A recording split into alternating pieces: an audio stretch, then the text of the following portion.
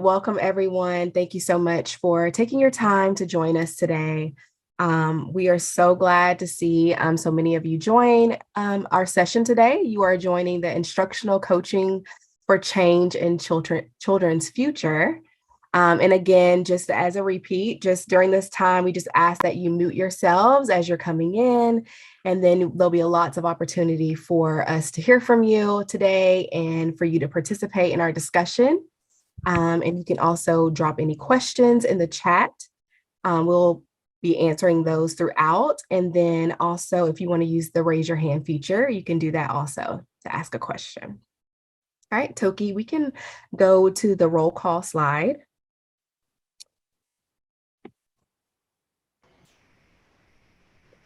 All right, so we want to do a quick roll call to see who is in the audience with us today.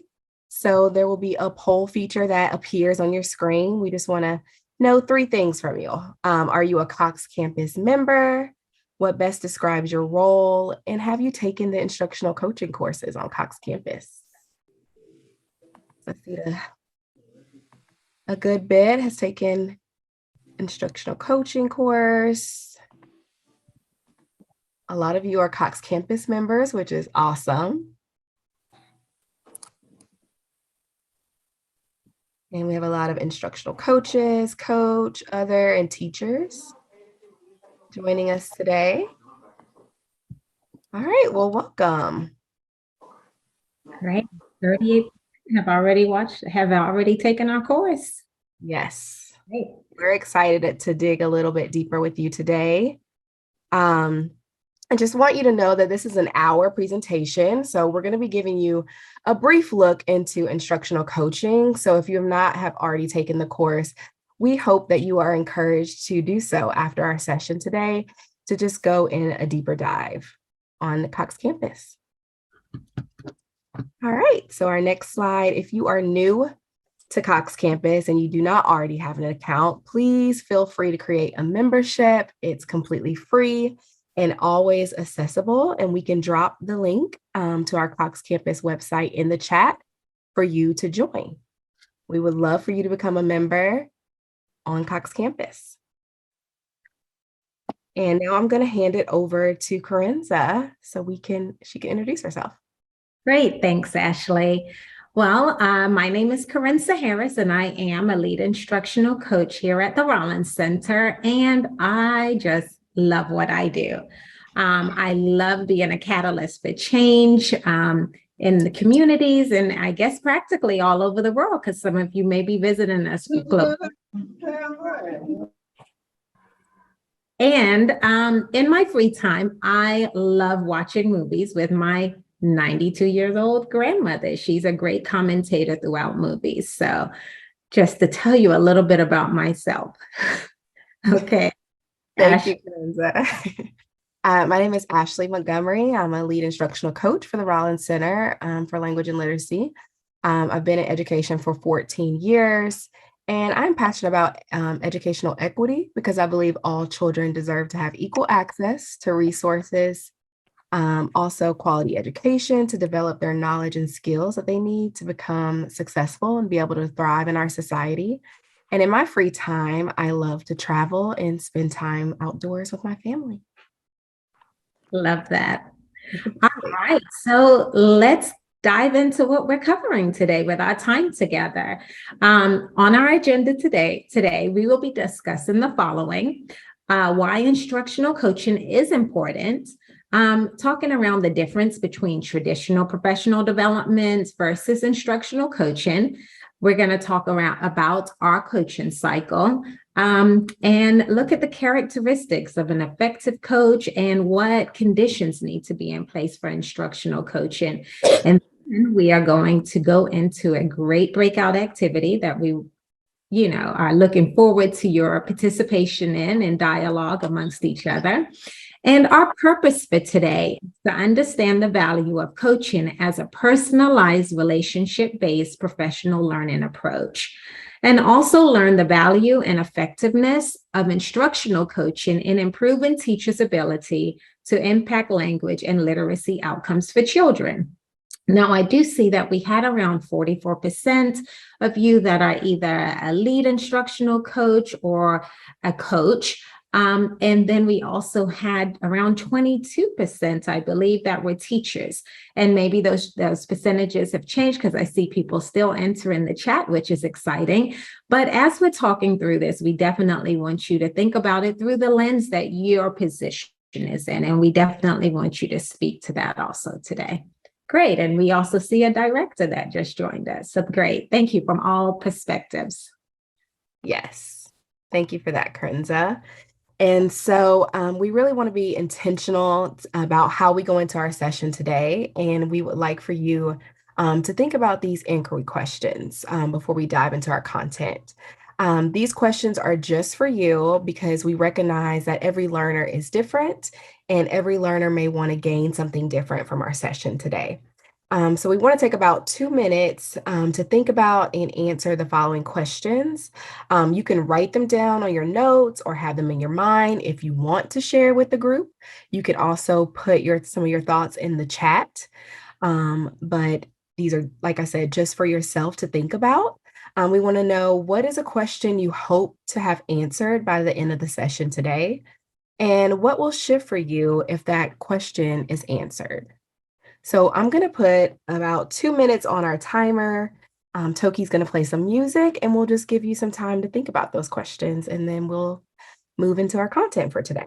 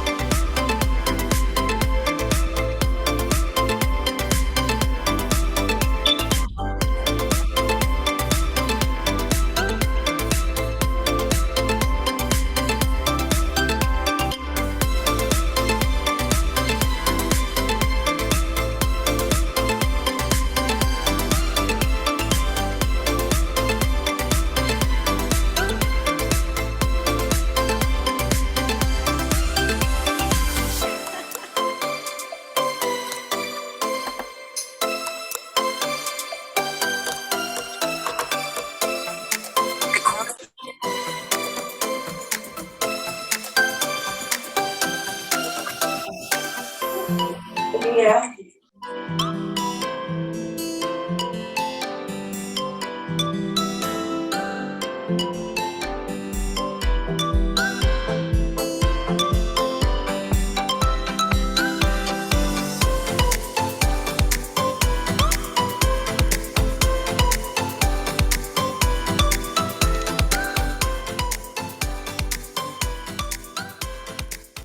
Okay, we should be wrapping up our thoughts. We have about 10 seconds left.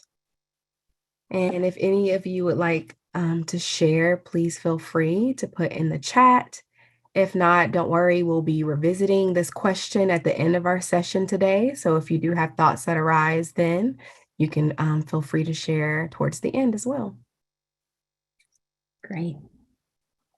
Oh, I see Trisha has one. I just want to uplift really quickly before we move into the content. How can we motivate parents in their desire to be an active participant in their child's learning journey as opposed to having a therapist or other childhood educator wave their magic wand and their children be cured? She's an SLP, and so many parents want to play on their phones as opposed to being an active participant. So true. So true. We said the same thing. So true. Yes. So true. And then we have a language and literacy coach. Oh, welcome, Shayna.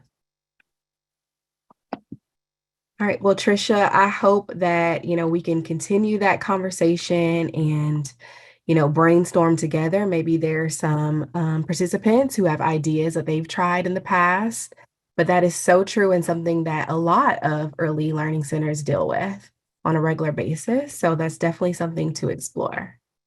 Thank you for sharing. All right, Corinza, you can take it away. Let's take it away. Well, why are we here today? And why is this work so critical? If you look at this graph that's on our screen now, just statistics show us that only 34% of our children are reading on grade level by fourth grade.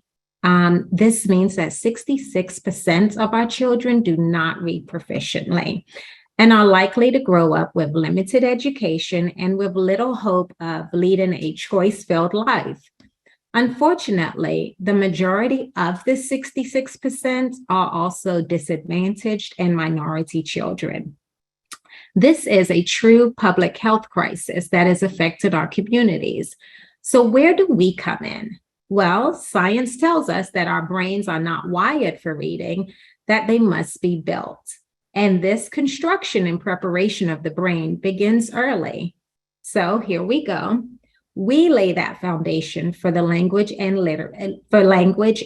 preparing the brain for reading. Now, Ashley will kind of just go into, on our next slide, talking around traditional professional development versus instructional coaching. Yes, thank you, Corinza. So let's talk about traditional professional development versus instructional coaching. So unfortunately, despite teachers' best intentions, there is often a disconnect between what science tells us about how children learn best and how teachers teach in the classroom. So this misalignment is often linked to a lack of teacher preparation and limited opportunities that teachers have to participate in professional learning that translates science into those meaningful practices that they can apply in their classroom. So this is where instructional coaching comes in. And this approach is very different from traditional PD methods, such as large group PDs, in-person or online trainings, where an expert delivers information and participants may have limited opportunities for interactions, and often there are no follow-up. This is like a one-size-fits-all type of approach, and teachers often leave the room feeling excited to implement new practices, but not really knowing where to start. They're often left without support in the stage that they need it the most, which is the implementation stage. So research shows that classroom practices are more likely to change when having an instructional coach. And these changes are more likely to be sustained because teachers receive that personalized support, including that modeling and practice in their work setting from a skilled, caring, knowledgeable professional with whom that they trust and they develop a relationship with. So now Corinza is going to talk about how this coaching approaches are different. Great. And I just want to put in a plug because I am noticing great comments in the chat. And I just want to lift up that one of our wonderful coworkers, Shanika Robinson, is the director of coaching, and she's helping us in the chat here. So thanks again, Shanika, for helping out, because I see that she's answering some of those questions, and we want you to know who's actually answering those questions. So thank you so much. Yes. Just to follow up, why instructional coaching? And thanks for discussing the difference between traditional PD and instructional coaching. And you're absolutely right, Ashley. Research really does show us that instructional coaching is the ultimate form of professional development in improving teachers' practices and ultimately, of course, the outcomes of our children. More so than any other form of professional development. It focuses on building skill, and knowledge because it addresses the behaviors, the beliefs, values, and the emotions of the person being coached. She wanted to add 90,000 questions. It also views them as partners. And I want to take a moment to just show a glimpse of this video. This is Steve. He's an executive director of an early education center. And he's talking about his experiences and what he's seen as far as the effectiveness of instructional coaching coaching at his centers. So if we can play this, Toki. To Steve, who is the executive director of an early education center, as he talks about his personal impressions and experiences with effective instructional coaching at his site. I've seen a number of our centers where, and one in particular, I'm thinking about having witnessed it firsthand, where a teacher established that relationship with that instructional coach. And early on, it was a little rocky simply because it was really pushing and stretching the teacher to be thoughtful about, what it is that she's doing with the kids and being very intentional. But once that teacher got hold to it, she really took it and ran. And we saw such a change in the ecosystem of the classroom, not only just with her, but with her co-teacher, and even how the students responded to the story reads and how we saw more questions coming from the kids. And I'm talking about a toddler age group of kids. So, they're really starting to develop, and to see them now as 3-year-olds that are thoughtful, that have language that they're constantly building on, and they're not afraid to express themselves in the classrooms, and families have noticed the growth. It's just a great thing to see. Research shows that instruction. Yeah, we can pause that. So yes, I love what Steve talked around. Definitely, I did hear that he's mentioning the stretching first. It can be uncomfortable in the beginning, but definitely just seeing that consistency and seeing that change, that aha moment within those children and the vocabulary coming around. And I would love to just go back to that slide for just a second, Toki, but thinking about your sites, we want to pose this question to you. He mentioned, quite a few ways that he observed those changes in instructional coaching. And we're asking you, if you are an instructional coach, or if you've experienced working with an instructional coach, what are some positive changes that you've seen at your centers? And like we said, we love participation, so you can definitely unmute yourself or even type in the chat. But we want to hear from you for just a second. What changes have you seen with instructional coaching?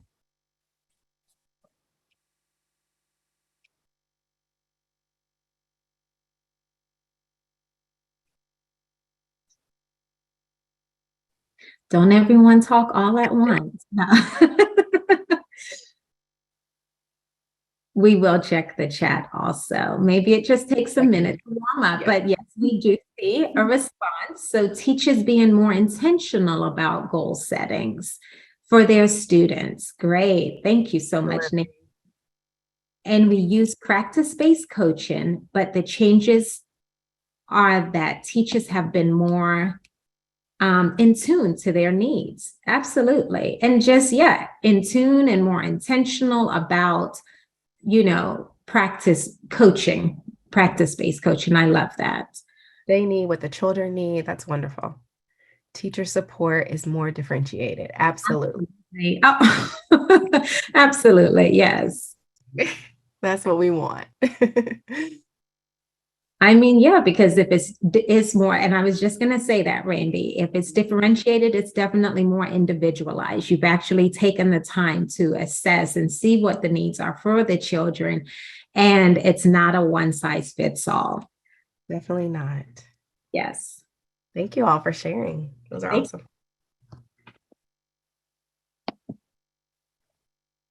Okay, so let's look at how is coaching different from other approaches? And thank you so much for your responses.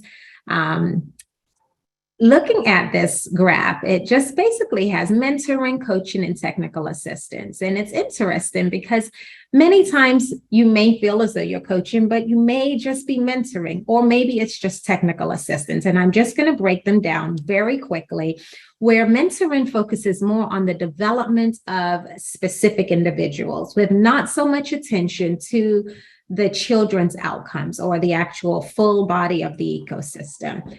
And technical assistance is more centered on outcomes related to a specific component. For example, it could be that you're helping a teacher fill out her NACE information or attendance form, protocols, whereas coaching in the middle of this continuum may include both aspects of mentoring and technical assistance. However, it also focuses on the personal ecosystem and child outcomes. And most importantly, and we're going to keep honoring this and keep reiterating this, it is partnership-based. It is a partnership-based approach. And it's designed to develop or improve the skills and practices of the individuals in order to achieve outcomes for children. So that's the biggest part, is the child outcomes. And we're going to focus on that more throughout our time together today. All right, well, we can go to our next slide, Toki. I really want to just very briefly take a moment to share with you our coaching approach. This is our Rollins coaching cycle, and we begin our coaching cycle at the initial conversation. Now, during this phase, the coach and the teacher will begin building connections, forming a relationship, and they'll also establish, what are our goals? What is my expectations? What are the expectations I want to see from you? And just talk around how the coaching process will unfold. And then in the identify phase, this will be around the goal setting conversation based on the current reality of the teacher's classroom. And again, we also want to include input from that teacher and the data that the teacher has collected to kind of identify what the goals need to be for the classroom. During the explain phase, the next phase, it's used for clarifying and expanding upon the knowledge that's gained from our Cox Campus courses. And then in the modeling phase, now this is my favorite phase, because this is where the coach is actually demonstrating exactly what the new practice looks like in its implementation. And that's also where guided practices, the teacher has the opportunity to implement this practice alongside the coach. Now, we call this phase also the I do, we do section of the impact cycle. Our next phase is the observe phase. Now, we call this the you do because the teacher is actually doing this, and they're doing it without assistance or guidance from the coach. And during this time, the coach will carefully observe and just take notes of the teacher's accuracy in the implementation using a fidelity form. Now, all of these things that we are talking about are on Cox Campus, also in our resource library. So as we mention different documents, just know there's a one-place shop for that, and we'll discuss that at the end also. And then there's the improve phase. This is where, after you finish the observation, you have a debrief conversation that takes place after the coach has observed the teacher's implementation of the new teaching practices that they've done. And during this improve phase, the coach will discuss the teacher's strengths, as well as where there may still need be room for improvement.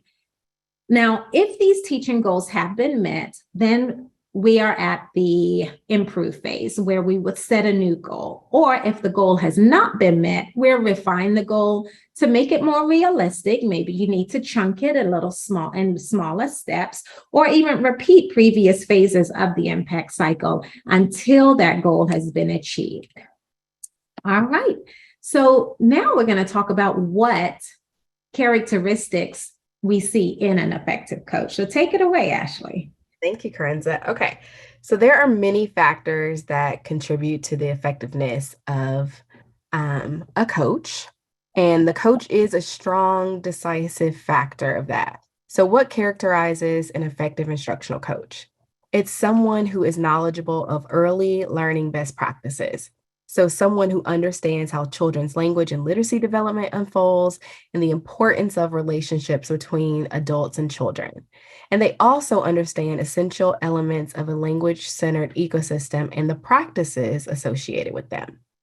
It's someone who focuses on child outcomes, so they keep children at the center of all coaching decisions and activities. They encourage teachers to remain focused on monitoring children's progress towards expected child outcomes. They're also capable of building relationships. They embrace the person being coached as an equal partner, and they build relationships throughout their conversations. They're also familiar with adult learning principles. They believe that adult learning principles are essential to effective coaching, and they recognize that adult learning doesn't happen in isolation of previous experiences, knowledge, competencies, beliefs, and interests. And they are aware of the self and impact of their own beliefs. So they have an understanding that we all have our own beliefs and guiding principles, and that how this can affect our coaching our coaching relationships.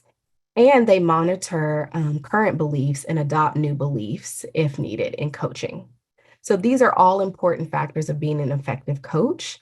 And it's equally important that not only does the coach have these effective characteristics, there has to be other elements and factors that are in place. And Corinza are going to talk more about that later. But then we're going to watch a quick video to show you what an effective coach looks like.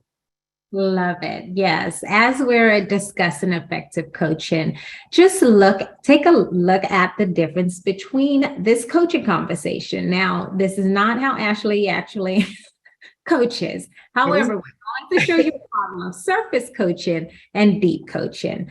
And as we're watching this, what do you notice about the difference in the interaction? All right, Toki, let's play the surface coaching. Ms. Johnson, thanks for meeting with me today. I was wondering if you could help me figure out how to include vocabulary from our book reading into our lesson plans for this week. Well, I mean, what's so hard about saying words in a book? You just pick one and you use it all day. I will email you a resource of vocabulary words. Just go from there and you got this. Okay, thanks. Sorry for taking up your time.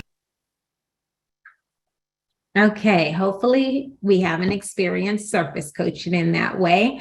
Now let's look at deep coaching. So let's go ahead and play this. And as you're watching this, responses in the chat. Thank you so much for meeting with me. I was wondering if you could help me figure out how to include vocabulary from our book reading into our lesson plans for this week. Of course. Let me see what you're thinking. Tell me more about the books that you are using. Then we can pick out some targeted vocabulary words to use throughout the day. I can even come in your classroom and model some strategies for you. How does that sound? That sounds amazing. Thank you so much. You're welcome. Okay, so these were very short interactions, but what did you see? What did you notice that was different between these two interactions?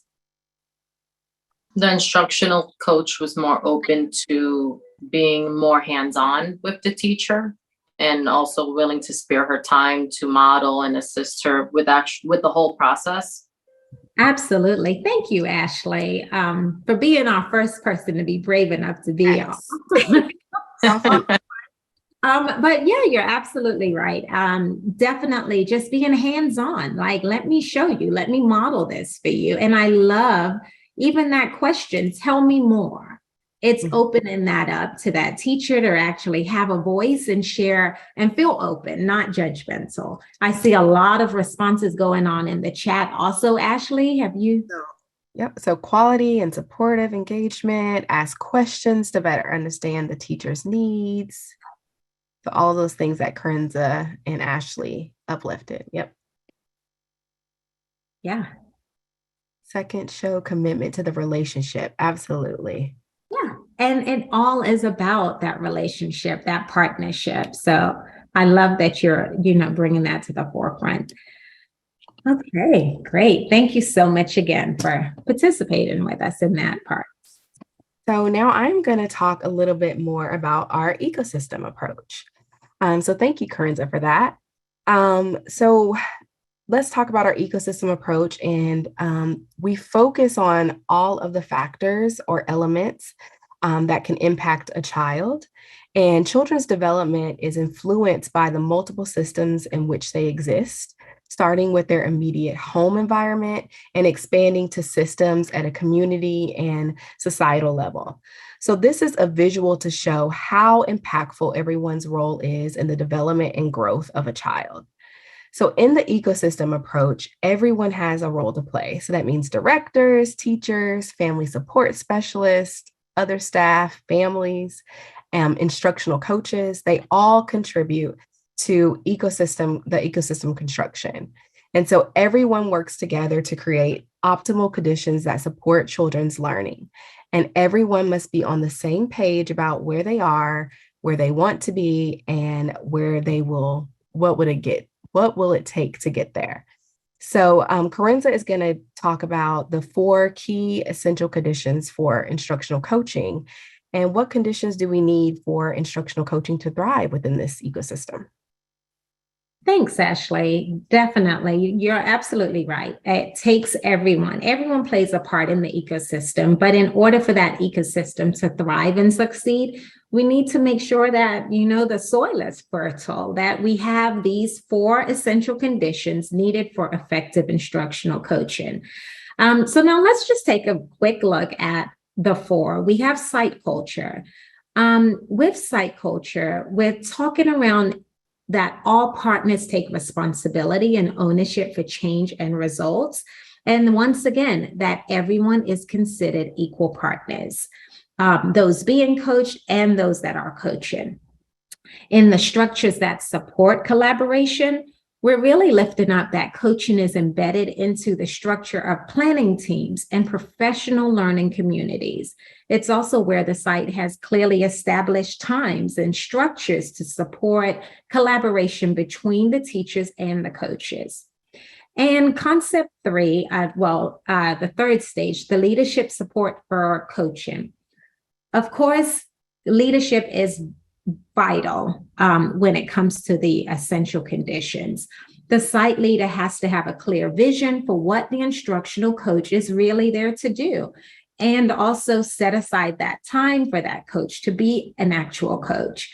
The site leader also has a clear vision of their role in the coaching effort in terms of allocating resources, time, support for the coach, and also clear communication to the teachers on what that coach is doing.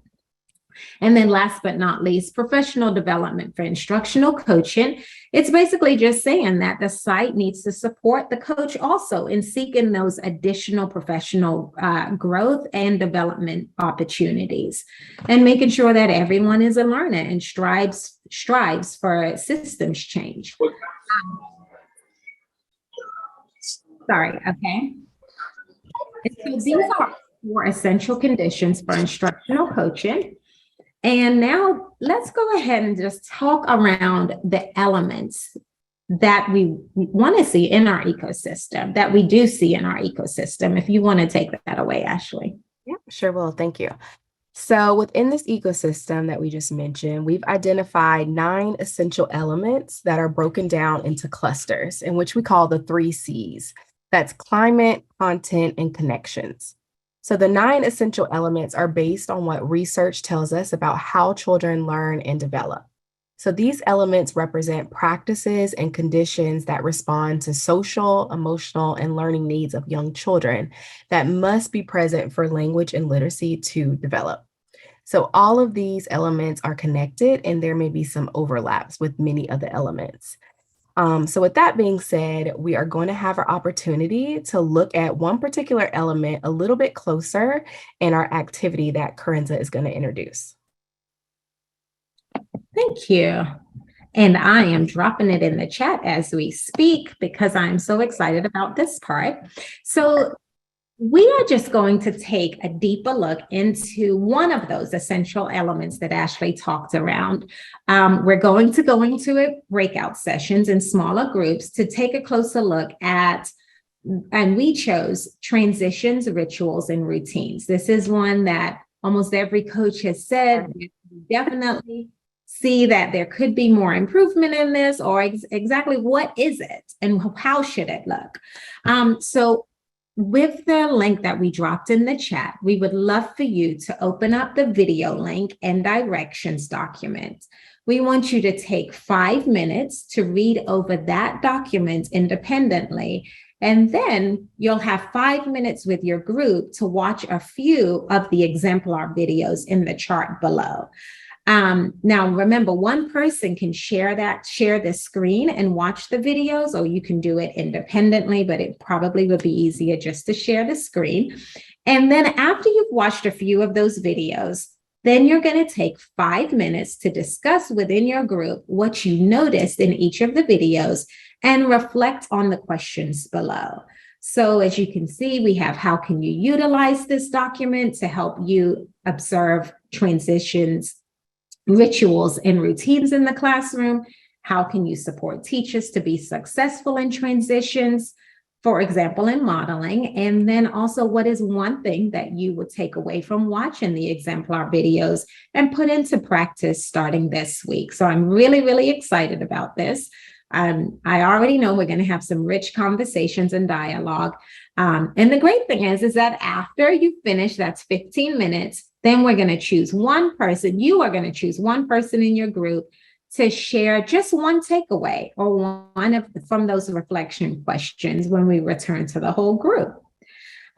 So have I missed anything, or are there any questions still lingering around what we're doing? And Corinza and I will freely just pop in and out just to make sure everyone has, access to the document. They were able to get it up. And if we can ask or answer any questions while we're in those small groups, we can do that as well. So no worries there. And I did see a question about the PowerPoint. This will be on wonderful Cox Campus in our webinars. Yes, so it will be recorded. It's recorded now, and it will be available to you. And all of these documents are also on Cox Campus also. So we will share with you how to get access to these also. All right. Well, Toki, I think, are we ready for our groups? Okay, we are back. Definitely got to hear some fruitful conversations in some of our groups. And for the sake of time, I'm just going to say, let's hear from someone because we have 5 minutes. So I don't want to take time talking. I would love to hear from you. Let's do it. What is one takeaway? How can you see that this could help or utilize this document in your work? What did you notice? Mind if I speak? We would love for you to speak, Randy. Right ahead. Hi, this is Randy.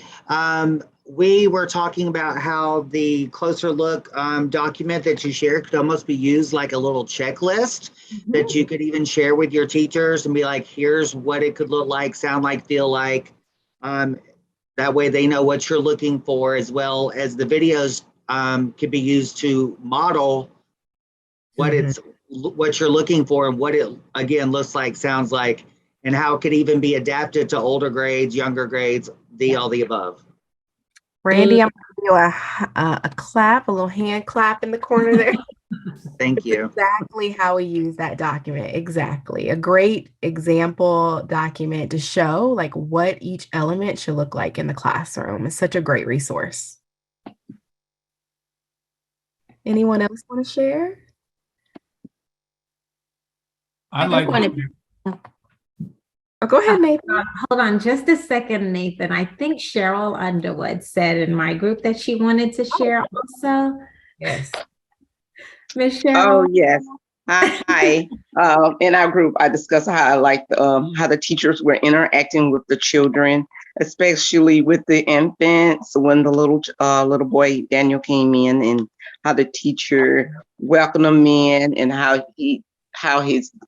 it was like a beginning of a beautiful day for this little boy, because it just warmed my heart to see his smile, his big smile he gave when she was telling him all that his friends were there, and they greeted him in such a warm manner. And I know most teachers, most people, caregivers, probably not sure about greeting those younger kids, but that was a great example. And I like the way all that was documented, and how the other teacher did with the pre-K. Had them to talk about their feelings, and that was great. And we talking about social emotions all the time, so that was a great exemplar video for that. I love that. I see in the chat you have agreement there. Latina is saying yes, and kudos for that. Just amazing how one small act can really, change a child's day just from that being arrival when they come in. So I think it's just important to see. So thank you so much for highlighting. setting that tone from the beginning of the day and pushing in that vocabulary. There were a lot of great words that were also used in that. Okay. I think Nathan was going to share. Yes, I just wanted to lift up in my group, Alicia was sharing about using the document to set goals. I don't know, Alicia, did you want to share any great ideas?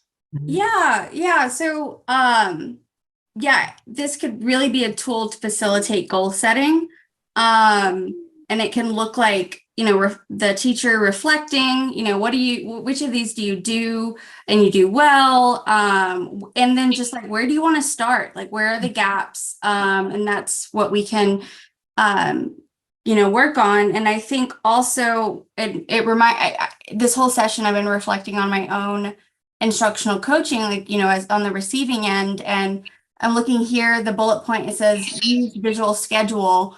Well, I could just see my past coach, if this was a focus, she'd, bring materials to make a visual schedule and we'd make it together and talk through each piece. So that's what came up for me that we discussed as a group too. Thank you, Alicia. Yeah, love that. Thank you so much for sharing, Alicia. All right.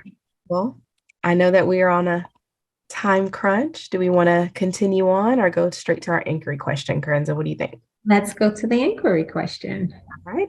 Yes. So as we're closing out today, we definitely Ashley asked you to just think about an inquiry question. I would love for you just to think to yourself, and of course you don't need to share this out to us. It's for your own self-reflection, but what shifted for you today? I hear Alicia sharing her thoughts around, that shift for her. So just kind of think about that, ponder for a moment, just to think about how you can answer your inquiry question that you stated in the beginning, and then also what shifted for you in today's session. And as you're thinking through that, we would love to make sure that we share with you our platforms. And so if we go to our next slide, Toki, we just want to keep this conversation going. It's been so fruitful to hear your responses and hear the dialogue today. And we have several other opportunities for you to continue that dialogue with us. We're on Facebook. We are on Cox Campus, of course, in our private groups. You can also find us on Twitter, and we're also in LinkedIn. So please join the thousands of educators that are there, and hopefully we can continue this dialogue. Yeah. We also will have our next session. If you can click over, Toki, to our next session, please join us. We will be talking again on November the 8th around relationships are the heart of coaching. Again, we're going to try to have great dialogue where we'll be able to talk amongst each other around how is relationship that important? Why is relationships the important in the heart of coaching? So we look forward to seeing all of you guys here today, and tell a friend or tell another coach to join us also. And just one quick, yes, Nathan. just one quick, Nathan in the chat. So on October 19th, also next week, for those of you that would love to join, especially for our teachers and even for our coaches, we will have another session also, and it will be covering rituals, routines, and transitions. So with that document that we shared, we just want to share with you that on that link, there's one document that says ecosystem guidance that has actual QR codes that when you go to Cox Campus, you're able to pull that document up and see the QR codes that you can actually scan the code and see those exemplar videos that we showed you. So we shared the link, but you can have easy access to it by just downloading and copying that document and just scanning the QR codes as you're going through your center, or if you're a teacher, for you to be able to, watch those videos. But thanks for Nathan sharing with us that it will also be a continuation around rituals, routines, and transitions. Yes. And just want to reiterate what Corinza said earlier, all of the resources that we shared, even the document around the elements, it's on Cox Campus in the resource library. So if you're not signed up, please become a member. It's free. You can access the resource library and get all of the documents that we were talking about today and so much more. So it's there for you to take. And we just want to thank you for joining us today. And we would love for you just to please use this webinar poll to answer this question. How did we do? We always are reflecting, always want to improve. And so we definitely would love to hear from you.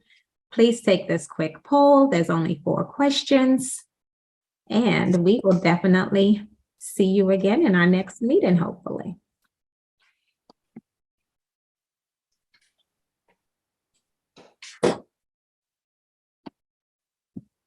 Thank you, Aisha.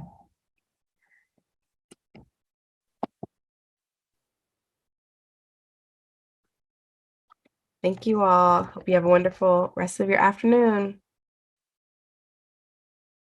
Thank you. Thank you. Thank you. I'm sorry I was a little distracted. I had aftercare. No, you know what? Well, the good thing is, and I saw someone also from, I think they said Tennessee, the time difference. No worries. Even if you're distracted, you know where to come by next week. This will still be there. The recording will be there. So you'll be able to watch the recording again if you want to check into, one part of it, especially from Memphis, Tennessee. If you want to check us out, you're more than happy to. It will be in our Cox Campus Resource Library. Okay, thank you, because this is Celeste Tarver, and I just got on at 3 o'clock. I forgot about the time difference, and I'm like, they doing a poll, it's over. No worries, we are still here. We will be here, so check out our webinar. I know it will be on by the end of this week, I'm sure. Okay, thank you. You are more than welcome. All right, bye-bye. Y'all have a great day. Thank you.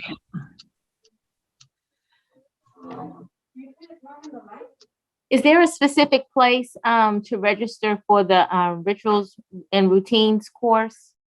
Actually, if you go to Cox Campus, there you can click on live events and register on there. You can just put in your email address and you'll get the reminder for next week. Great. I have a couple of teachers that need to register for that one. All right. Thank you so much.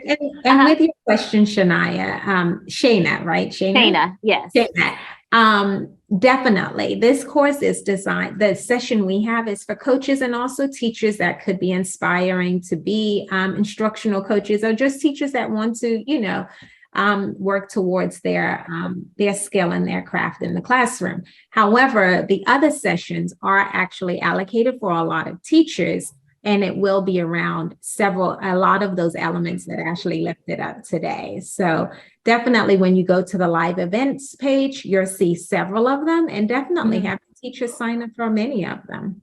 All right, perfect. And another thing, I don't know if we mentioned, but with Cox Campus, our courses are also accredited and right from the start, like credit.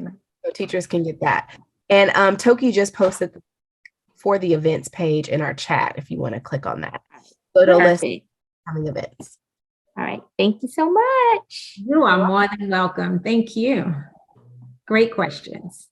And how do we get a certificate for this session? I believe the certificates and the credits come from the courses, Cheryl. Yes. And if I'm wrong, someone corrects me. There's an attendance certificate. Yes, that will be sent out, but it does not have credits attached to it. But there is an attendance certificate that will be sent out tomorrow. Yep. And all of our courses have the number of hours of the credits that you'll receive for completing the course, because there's an assessment tied to our courses as well.